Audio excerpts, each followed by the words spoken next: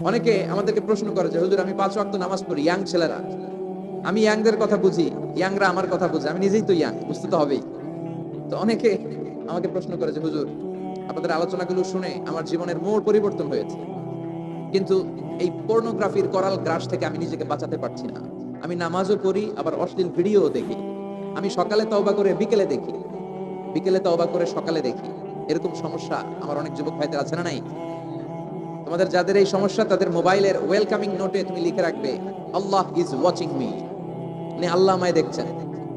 তুমি যে laptop use করো ওই ল্যাপটপের এক পাশে টাইপ করে তুমি লিখে রাখবে আল্লাহ সুবহানাহু ওয়া তাআলা ইজ ওয়াচিং মি, তিনি আমায় দেখছেন, তিনি আমাকে প্রত্যক্ষ করছেন। পৃথিবীর কেউ দেখে না, দরজা বন্ধ করে, লাইট অফ করে, জানালার পর্দা নামিয়ে দিয়ে একা একা লুকিয়ে লুকিয়ে অশ্লীল ভিডিও আমি দেখছি, কেউ দেখে না, দেখে কে? এজন্য আল্লাহর ভয়টা মুমিনের অন্তরে সব সময় থাকা চাই।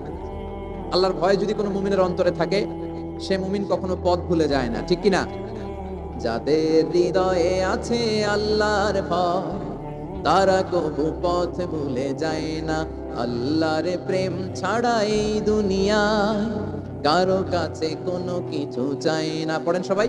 যাদের হৃদয়ে আছে আল্লাহর ভয়, তারা কবু পথ ভুলে যায় না। আল্লাহর প্রেম ছাড়া এই দুনিয়ায় কারো কাছে কোনো কিছু চাই না। রাতের আধারে যারা সেজদাতে রয়, দু চোখের শ্রুতে নদী যেন বয়। ছলনার হাতছানি যতই আসুক, পেছনে ফিরেও সে তাকায় না। যাদের হৃদয়ে আছে আল্লাহর ভয়, তারা কবু পথ ভুলে যায় না। আল্লাহর প্রেম ছাড়া এই দুনিয়ায় কারো কাছে কোনো কিছু চাই না। চিল্লায় বলেন ঠিক কিনা? আল্লাহর ভয় এটা অনেক দামি জিনিস, এটা নাম হচ্ছে তাকওয়াল্লাহ। এটার নাম কি? তাকওয়া। সবার চোখ ফাঁকি দেয়া যায়, কিন্তু আল্লাহর চোখ ফাঁকি দেয়া যায় না। এজন্য মুমিন বিশ্বাস করে আল্লাহ ইজ ওয়াচিং মি, আল্লাহ সুবহানাহু ওয়া তাআলা ইজ অবজার্ভিং মি।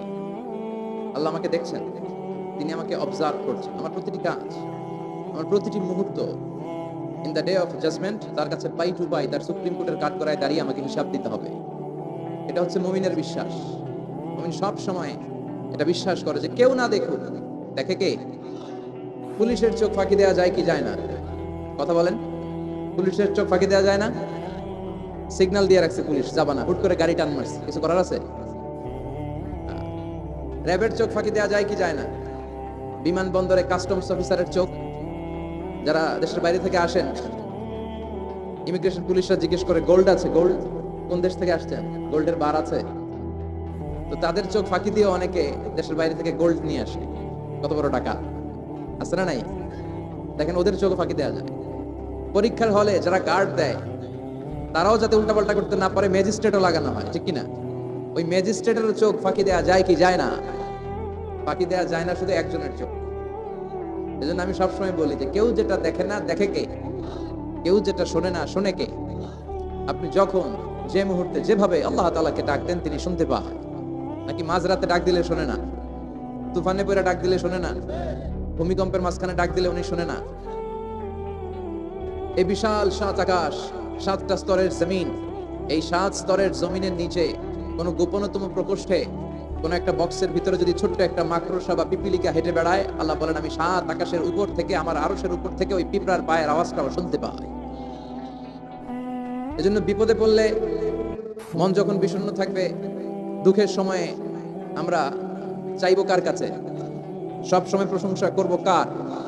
ইদা সাআলতা ফাসআলিল্লাহ ওয়া ইদা ইসতাআনতা ফাসতাইন বিল্লাহ। যখন সাহায্য চাইবে আল্লাহর কাছে চাও, যখন কোনো কিছুর প্রয়োজন হবে আল্লাহর কাছে চাও। বিষ্ণু বলেছেন তোমার পায়ের জুতার ফিতাও যদি ছিঁড়ে যায়, মুচির দোকানে যাওয়ার আগে, জুতা ছিঁড়ে গেছে, মুচির দোকানে তো যেতেই হবে, কিন্তু মুচির দোকানেও যাওয়ার আগে চাইবা কার কাছে? আল্লাহর কাছে। এটা হচ্ছে মুমিনের বিশ্বাস, অগাধ বিশ্বাস থাকবে তার আল্লাহর উপর। যে কোনো পরিস্থিতিতে মুমিন এটা বিশ্বাস করে যে এই ক্রাইসিস থেকে একমাত্র আমাদেরকে উত্তরণ করতে পারেন একটা সত্তা, চিল্লায় বলেন তিনি কে? জন্য সবসময় আমরা তার প্রশংসা করব। আল্লাহর প্রশংসা কি কম কম না বেশি বেশি? বেশি বেশি প্রশংসা করলে খুশি হয় কে? লা ইন শাকারতুম লা আযীদান্নাকুম। ওয়ালা ইন কাফারতুম ইন্না আযাবি লাশাদীদ। যদি আমার শুকরিয়া করো, আমাকে যদি থ্যাঙ্কস দাও, তাহলে আমি আল্লাহ তোমাকে নেয়ামত যা দিয়েছি আরো বাড়িয়ে দেব। আর এত কিছু দেওয়ার পরেও যদি নাশুকরি করো, তাহলে জেনে রাখো আমার শাস্তি বড় ভয়ানক। আমি আল্লাহ সব সময় ধরি না, ধরলে ছাড়ি না। ধরে ধরে ধরে না, ধরলে আল্লাহ। মনে থাকবে এই কথাগুলো? আল্লাহ ইজ ওয়াচিং মি, মনে রাখবেন। ওমরে ফারুক উবাই ইবনে কাব রাদিয়াল্লাহু তাআলা আনহুকে জিজ্ঞেস করলো, ইয়া উবাই মা হুয়া তাকওয়া? উবাই, তাকওয়া কি? হোয়াট ইজ তাকওয়া? What is the definition of তাকওয়া? উবাই ইবনে কাব প্রশ্নের উত্তর না করে ওমর ফারুককে আবার প্রশ্ন করে বললেন, আমা সালাকতা তরিকান যা শাউক? হে আমিরুল মুমিনিন, আপনি কি কাঁটাযুক্ত কোনো রাস্তা দিয়ে, এমন রাস্তা যে রাস্তার ডানে বায়ে সামনে পেছনে ক্যাকটাসের গুলমলতা, খালি কাঁটা, এই কাঁটাযুক্ত কোনো রাস্তা দিয়ে কি আপনি কখনো হেঁটে যান নাই? ওমর ফারুক বললেন, বালা, আমি হেঁটে গিয়েছি। উবাই বললেন, ওই রাস্তা দিয়ে হাঁটার সময় আপনি কেমন করে হেঁটেছেন? ওমর ফারুক বললেন, ইজতাহাদতু ওয়া ইশতাম্মারতু, আমি এমন ভাবে হেঁটে গিয়েছি যাতে আশেপাশে ডানে বায়ে কাটা আমার গায়ে না লাগে, আমার জুব্বায় না লাগে। আমার জুব্বাটা ধরে আঁটো সাঁটো করে সন্তপর্ণে খুব সচেতনতার সাথে আমি হেঁটে গিয়েছি যাতে কাটা গায়ে না বিধে। উবাই বললেন, হ্যাঁ হুয়া তাকওয়া, এটাই তো তাকওয়া, এটাই তাকওয়া। এমন ভাবে এই পৃথিবীতে আপনাকে চলতে হবে যাতে শয়তানের কোনো হাতছানি, কোনো পাপ, কোনো পঙ্কিলতা, কোনো ধরনের অশ্লীল বিষয় আপনার গায়ে পৌঁছতে না পারে। এটাই তাকওয়া। বিশ্বনবী একবার খেজুরের ডালা ভেঙে মরুভূমির মধ্যে একটা দাগ টানলেন, লম্বা দাগ টেনে সাহাবাদেরকে বললেন, হাদা সিরাতুল মুস্তাকিম, এটার নাম সিরাতুল মুস্তাকিম। তারপর ডানে বায়ে দুই দিকে অনেকগুলো ছোট ছোট দাগ কাটলেন, বললেন, হাদিহি সুবুলুশ শাইতান, ডানে বায়ের রাস্তাগুলো এগুলো শয়তানের রাস্তা।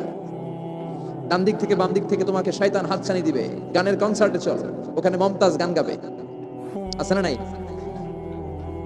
মদের আড্ডাখানায় চলো, ধুম্মা চলে ধুম দেখতে চলো, জুয়াবাজিতে চলো, নিষিদ্ধ পল্লীতে চলো। একটার পর একটা হাতছানি আপনাকে ডানে বায়ে সামনে থেকে পেছন থেকে আপনাকে গ্রাস করে ফেলতে চাইবে। কিন্তু মুমিন যখন সিরাতুল মুস্তাকিমের পথে একবার উঠেছে, এই পথটা শুরু হয়েছে দুনিয়া থেকে, এটার ওই প্রান্তে আছে জান্নাতুল ফেরদাউস। ঠিক কিনা? এজন্য প্রতিদিন সালাতে আমরা পড়ি ইহদিনাস সিরাতাল মুস্তাকিম। যে যুবকদের এই সমস্যা আছে, পর্নোগ্রাফির সমস্যা, এটা জাতীয় সমস্যা বাংলাদেশের জাতীয় রোগের নাম ডায়াবেটিক্স। জাতীয় রোগের নাম কি? আর যুবকদের জাতীয় সমস্যা হচ্ছে কি? পর্নোগ্রাফি। স্মার্টফোন গুলো আমাদেরকে স্মার্ট না বানিয়ে আমাদেরকে শেষ করে দিচ্ছে, ঠিক কিনা? এজন্য আপনার একটা শক্ত সিদ্ধান্ত পারে আপনাকে জান্নাতি বানাতে, আর আপনার দুর্বল সিদ্ধান্তটাই আপনাকে জাহান্নামী বানানোর জন্য যথেষ্ট। এজন্য মুমিন মাত্রই তাকে বিশ্বাস করতে হবে, আল্লাহ ইজ ওয়াচিং মি। কি বিশ্বাস করবেন? আল্লাহ ইজ ওয়াচিং মি, আল্লাহ আমায় দেখছেন। কেউ দেখে না, কারো দেখার দরকার নাই, কিন্তু আমার আল্লাহ দেখে, ঠিক কিনা? এটাই সবসময় মুমিনের অন্তরে থাকতে হবে। এটার নাম ঈমান, এটার নাম তাকওয়া। এই তাকওয়া নিয়ে যেন আমরা মরতে পারি, আল্লাহ তুমি তৌফিক দাও। ঈমানের সাথে যেন আমাদের মৃত্যু নসিব হয়, তুমি তৌফিক দাও। বিশ্বনবী সবসময় দোয়া করতেন, আল্লাহুম্মা রযুকনা হুসনাল খাওয়াতিম। হে আল্লাহ, তুমি আমার শেষটাকে ভালো করো, কারণ সব ভালো তার, শেষ ভালো যার। এরকম অনেকে আছে আজীবন ইসলামের পক্ষে ছিল, কিন্তু শেষকালে মুরতাদ হয়ে মারা যায়, আছে না নাই? আবার অনেকে আজীবন ছিল কাফের, মুশরিক, ইসলামের শত্রু, নাস্তিক, কিন্তু শেষকালে কালিমা পড়ে মারা যায়, আছে না নাই?